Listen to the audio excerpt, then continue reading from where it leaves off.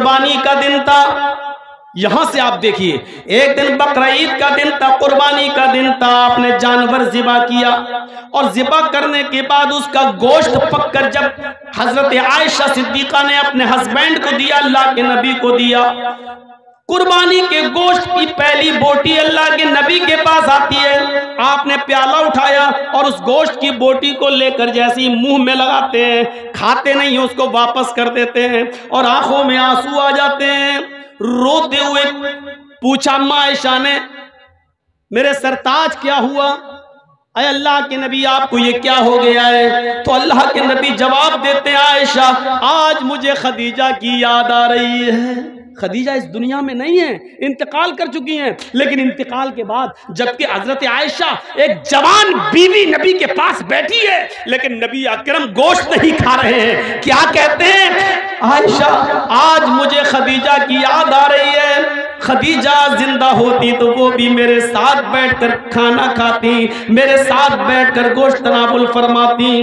पूरी दुनिया को बता दिया, आए नबी की जिंदगी पर लांछन लगाने वालों, आए मोहम्मद साहब की जिंदगी पर जुल्म करने वालों, इल्जाम लगाने वालों, ये नबी का प्यार था कि अपने से 15 साल बड़ी औरत के साथ इस तरह रहे कि उसके इंतकाल के बाद भी उसको भूल नहीं सके, इंतकाल के बाद भी उसको भुला नहीं सके। खदीजा इस दुनिया में नहीं है, लेकिन अल्लाह के रसूल अपने दिल से खदीजा को नहीं निकाल सके। फरमाया, आयशा, जब तक खदीजा की सहेलियों को गोश्त नहीं पहुंच जाएगा मैं नहीं खाऊंगा। फिर आपने जानवर के गोश्त के टुकड़े किए, उसकी बोटियां बनाई और पैकेट बना बना कर आपने खदीजा की सहेलियों को पहुंचाया।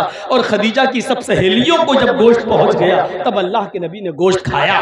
तो प्रैक्टिकल करके अगर बताया तो किसने बताया? इस्लाम ने। इसीलिए मैं कहता हूं कि दुनिया का कोई मजहब कंप्लीट नहीं है, कंप्लीट अगर कोई मजहब है तो इस्लाम है। और इसीलिए कुरान ने क्या कहा? अल-यौमा अकमलतु लकुम दीनकुम व अतममतु अलैकुम निअमती व रज़ीतु लकुमुल इस्लाम दीना। आए मोहम्मद सल्लल्लाहु अलैहि वसल्लम, आज मैंने तुम्हारे इस दीन को मुकम्मल कर दिया। अल-यौमा अकमलतु लकुम दीनकुम, आज मैंने तुम्हारे लिए तुम्हारे इस दीन को मुकम्मल कर दिया। व अतममतु अलैकुम निअमती, और अपनी नेमतों का इत्माम कर दिया, अपनी नेमतें हमने पूरी कर दी। व रज़ीतु लकुमुल इस्लाम दीना, और मैं आज तुम्हारे इसी दीन इस्लाम से राजी और खुश हो गया। दुनिया के किसी मजहब के अंदर आपको कंप्लीट होने का सबूत नहीं मिलेगा। अगर मुकम्मल कोई मजहब है, देखिए बैठो कैसे, इस्लाम बताता है। दुनिया के किसी धर्म में देख लो, खड़े होकर खाना चाहिए कि बैठ के खाना चाहिए, न हिंदू धर्म बताएगा, ना ईसाई बताएगा, न यहूदी बताएगा, लेकिन इस्लाम बताएगा कि खाना कैसे खाओ। 3 तरीके बताए, या तो दोनों पैर ऊपर करके उखड़ू बैठ के खाओ, या दोनों पैर पीछे कर लो जैसे अतहियात में बैठा जाता है उस तरीके से बैठ के खाओ। मेरे भाइयों, खाने के तरीके, किस तरीके से खाया जाए, एक पैर बिछा लिया जाए और एक पैर खड़ा कर दिया जाए, इस तरीके से, ये 3 तरीके अगर बताए हैं तो इस्लाम ने बताए हैं। दुनिया के किसी धर्म ने यह नहीं बताया कि कितना खाओ। इस्लाम कहता है कि खाते वक्त अपने पेट के 3 हिस्से कर लो, एक हिस्सा खाओ, एक हिस्से में पानी पियो और एक हिस्सा खाली छोड़ दो, ताकि तुम अल्लाह को याद कर सको, अल्लाह का जिक्र कर सको। आज की मेडिकल साइंस कहती है जो लोग पेट भर के खाना खा लेते हैं, जिसको हमारे यहाँ कहा जाता है ठूस कर खाना, हलक तक खा लेना, जो इतना खाते हैं वो हमेशा बीमारियों में मुब्तला रहते हैं। और अल्लाह के रसूल के मुताबिक, सुन्नत के मुताबिक अगर कोई लोग खाना खाने शुरू कर दें, 2 हिस्से में खाएं, एक हिस्सा खाली छोड़ दें, तो ये बीमार हो ही नहीं सकता, क्योंकि पेट तमाम बीमारियों की जड़ है। पेट तमाम बीमारियों की जड़ है। जब पेट ठीक रहेगा तो आदमी अपने आप सही रहेगा। तो ये कंप्लीटली अगर कोई मजहब है, मुकम्मल कोई मजहब है, तो वो इस्लाम है। इसीलिए फरमाया, वमन यब्तगी गैरल इस्लामी दीनन फलन युक़बल मिन्हु, इस्लाम को छोड़कर अगर कोई दूसरा दीन तलाश करोगे तो वो हरगिज़ कबूल नहीं किया जाएगा। इस्लाम को छोड़कर अगर कोई दूसरा दीन तलाश करोगे तो वो हरगिज कबूल नहीं किया जाएगा, वो दीन माना ही नहीं जाएगा। इस्लाम को छोड़कर अगर कोई दूसरा दीन तलाश करोगे तो वो कबूल नहीं किया जाएगा। वहुवा फिल आखिरति मिनल खासिरीन, और वो आखिरत के अंदर खसारा उठाने वालों में से, नुकसान उठाने वालों में से होगा। यह है इस्लाम। इसके अलावा दूसरा दीन तलाश करोगे तो वो कबूल नहीं किया जाएगा। अब आइए थोड़ा सा आपको ये भी बता दूं कि इस्लाम किस चीज का नाम है। हम समझते हैं कि जो कुछ भी कर लो वो इस्लाम है। नहीं नहीं, इस्लाम दो चीजों का नाम है, रब के कुरान का और मुहम्मदुर रसूलुल्लाह के फरमान का। आप कितना भी अच्छा काम कर लें, कितना भी अच्छा काम कर लें, लेकिन अगर कुरान की मोहर नहीं है या मुहम्मदुर रसूलुल्लाह सल्लल्लाहु अलैहि वसल्लम की उस पर मोहर नहीं है तो वो अल्लाह के यहाँ कबूल नहीं होगा।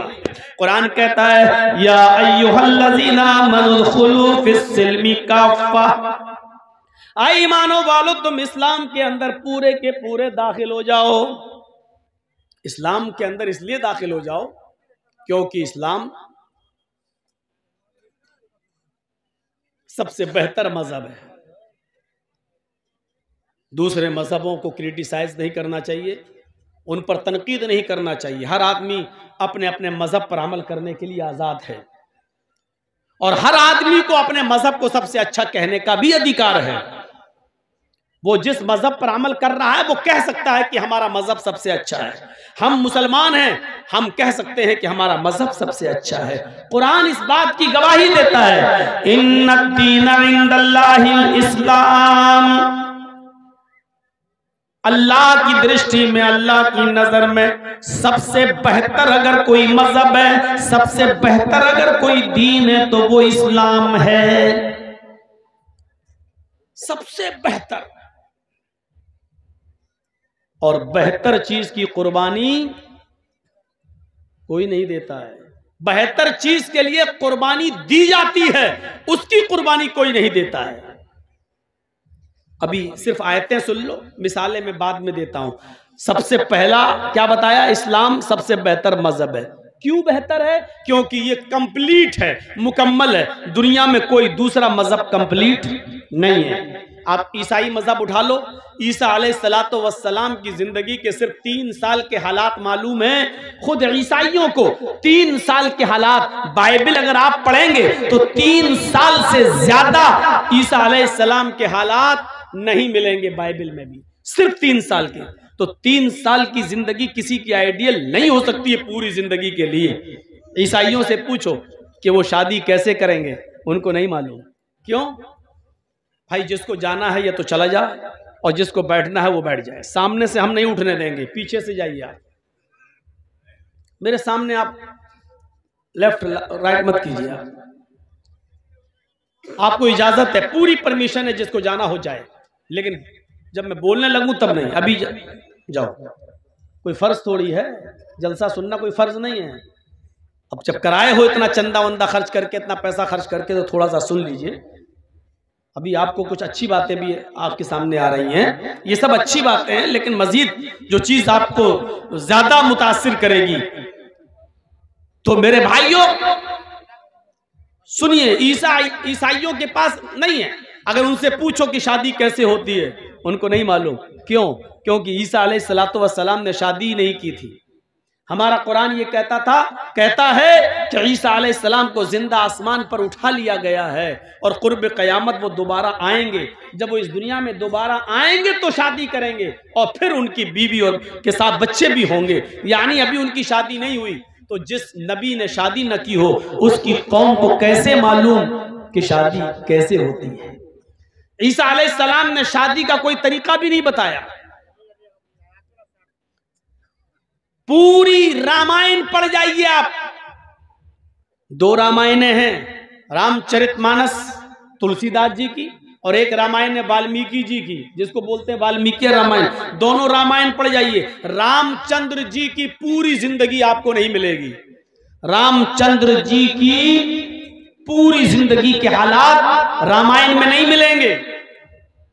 उनकी भी चंद साल की जिंदगी के हालात रामायण में बंद है बस। इसलिए हिंदू भाइयों के पास भी सिर्फ इतना है, दानम दीक्षिता, दान दो, खैरात करो, लेकिन कितनी खैरात? मसलन आपके यहाँ खेती बाड़ी होती है, धान पैदा होता है, तो हदीसों में आता है ना कि धान में कितनी ज़कात देना है। अगर आसमान से बारिश होती है और बारिश के पानी से अगर धान पैदा होता है तो उसकी ज़कात अलग है। आसमान से बारिश नहीं हुई है, आपने सरकारी पानी नल चलाकर और जनरेटर के जरिए पानी खींचकर आपने खेत को सींचा है, उस पानी से धान पैदा हुआ है तो उसकी ज़कात अलग है। सोना और चांदी की ज़कात अलग है। समंदर या आपके तालाब में कितनी मछलियां होनी चाहिए कि उस पर ज़कात फर्ज होती है, कितनी बकरियों पर ज़कात फर्ज है, कितनी भैंसें और गायें होनी चाहिए कि जब आपके ऊपर ज़कात फर्ज बन जाएगी, ऊंट कितने होना चाहिए, कपड़े का बिजनेस करते हैं तो कपड़ा कितना होना चाहिए, आप जिस मकान में रहते हैं उस मकान में ज़कात है या नहीं, आपके मकान के अलावा 2-4 प्लाट और पड़े हुए हैं जो आपने खरीद के डाल दिए, उन प्लाट पे ज़कात है या नहीं, अगर वो प्लाट आपके अपने हैं तो उस पर ज़कात है या नहीं, या उन प्लाट को आप बेचना चाहते हैं, उससे बिजनेस करना चाहते हैं, उस पर ज़कात है या नहीं, है तो कितनी है। ये सारी चीजें ऐसी हैं जो इस्लाम बताता है, लेकिन हिंदू धर्म के अंदर इसकी कोई सीमा नहीं है।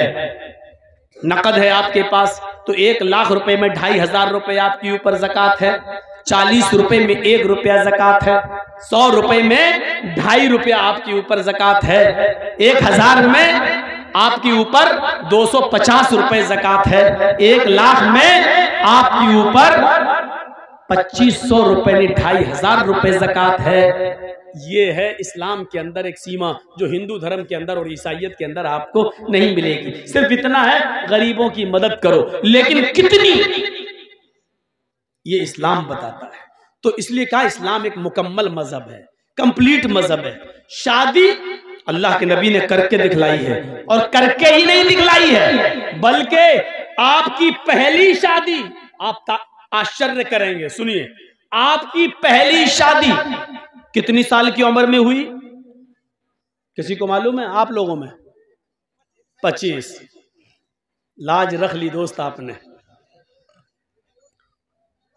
और किससे हुई? खदीजा रजी अल्लाह ताला अन्हा से। उनकी उम्र कितनी थी? 40। अल्लाह के नबी ने ये शादी करके बतला दिया है कि कम उम्र का लड़का बड़ी उम्र की औरत से शादी कर सकता है और ये कोई नाजायज नहीं है। और सुनिए, खदीजा जो उम्र में 15 साल बड़ी थी अल्लाह के रसूल से, नबी अकरम से, अल्लाह के रसूल सबसे ज्यादा प्यार भी उन्हीं से करते थे। ये चीज ना ईसाइयत में मिलेगी ना हिंदू धर्म के अंदर मिलेगी। सिर्फ इतना लिखा है पति और पत्नी में प्रेम होना चाहिए बस, लेकिन प्रेम कैसा, उसकी मिसाल कैसी? रामचंद्र जी सीता से कितना प्यार करते थे, आज तक रामायण पढ़ जाइए आपको नहीं मिलेगा। अगर प्यार करते होते तो रावण लेके ना भागा होता। 14 साल का वनवास ले लिया था रामचंद्र जी ने, अपनी पत्नी को छोड़ गए, 14 साल के लिए जंगल में चले गए। साहब, पत्नी की देखरेख कौन करेगा? कौन देखरेख करेगा? तो ये मैं क्रिटिसाइज नहीं करना चाहता हूं और होना भी नहीं चाहिए, लेकिन बताना मैं ये चाहता हूं कि बीवी घर में अकेली, रामचंद्र जी का कोई पुत्र तो था नहीं भाई। 14-14 साल तुम जंगल में रहोगे तो बेटा कहां से आएगा, बेटी कहां से होगी, औलाद कहां से आएगी? तो ये सब चीजें सोचने की हैं। तो रामचंद्र जी के ने 14 साल का वनवास ले लिया। उधर रावण जो है उनकी पत्नी को लेके भाग गया।